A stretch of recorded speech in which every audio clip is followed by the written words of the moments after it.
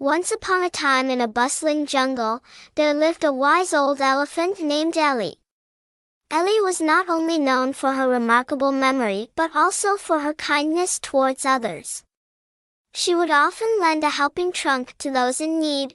One sunny day, as Ellie was strolling by the river, she noticed a small turtle named Timmy struggling to climb a steep rock.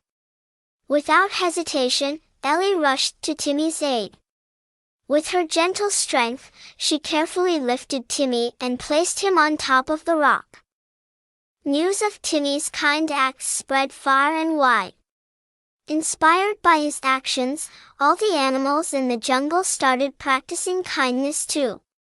The jungle transformed into a harmonious place filled with love and compassion, and so, the moral of the story is this: small acts of kindness can have a big impact. Just like Ellie and Timmy, let us remember to lend a helping hand, spread joy, and make the world a better place for everyone. Grateful for Ellie's kindness, Timmy thanked her profusely.